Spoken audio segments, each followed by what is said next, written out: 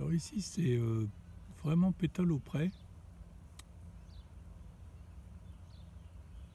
Donc voilà, donc il faut un bateau qui est légèrement ardent, qui monte dès qu'il y a une petite risée, mais vous voyez qui répond bien, qui dévente quand ça refuse. Il faut surtout être très très doux avec la barre, aucun coup de barre. Voilà, là on s'aperçoit que là ça bascule, on sent que ça va sans doute basculer dans un sens. Donc on va dans un sens pour voir comment vont les pénons. Voilà, là on prend très très bien le vent. Et dès que ça va refuser, comme on n'est pas sur le bon bord, voilà, dès qu'il n'y a plus de vent apparent, on bascule, mais pas de chance, il n'y a plus de vent. Donc on reste sur le même bord surtout, et on rabat un petit peu, et on essaye de garder la vitesse. Mais surtout on vire pas, ça serait une catastrophe, on ferait un bord carré. Donc là on a encore un peu de vitesse, on voit la girouette qui revient avec du vent qui revient par la droite. Donc on essaye de repartir. Voilà, on voit les voiles qui se débordent un petit peu.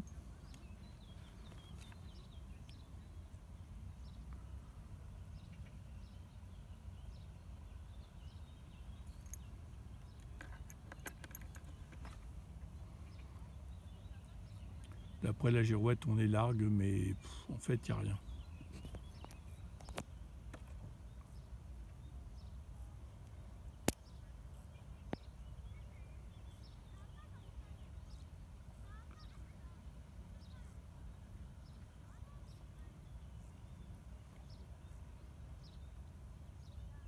Voilà, alors quand on est dans des petits temps comme ça, qu'on ouvre ses voiles, ce qui est très important, c'est que les voiles s'ouvrent toutes seules, qu'il n'y ait aucun frottement. C'est-à-dire qu'il faut qu'il n'y ait pas de haleba, pas de barbeur sur la grand voile.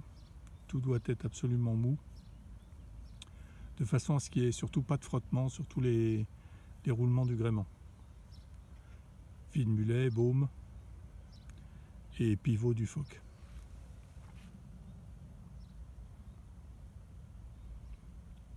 Là, on arrive dans sans vent avec de la vitesse, donc plus de vent apparent, donc le bateau évidemment s'arrête. Voilà. Et tout d'un coup, on voit que ça bascule un petit peu à gauche. Voilà, donc on laisse le bateau sur sa route, on ouvre un peu pour le régler et ça va repartir. Voilà, il faut avoir le doigt sur le treuil pour absolument barrer au treuil. On voit aucune trace du vent sur l'eau, mais par contre c'est la girouette qui commande là.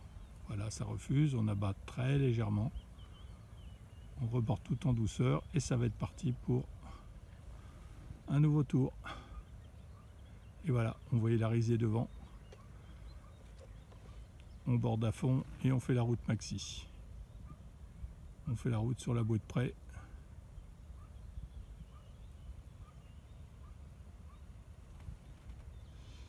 On voit très bien la force du vent avec les différents angles de gîte que le bateau prend.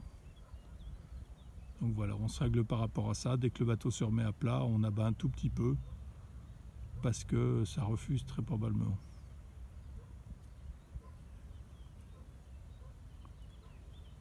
Voilà, très belle adonnante pour la bouée de près.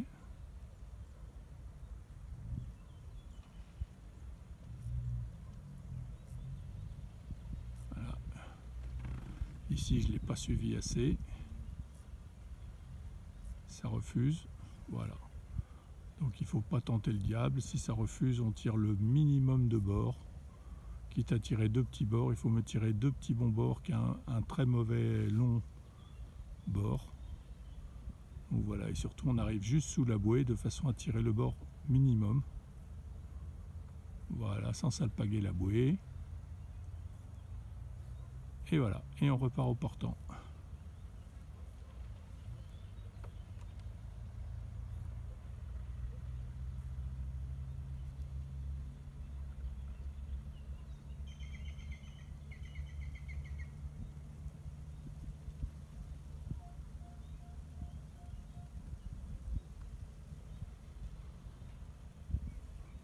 vais parler un peu vite au portant.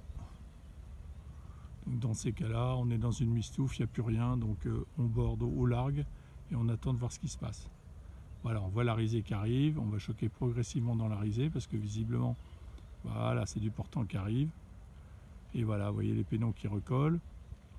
On abat un petit peu pour se remettre sur la route. On reborde un petit peu et c'est parti.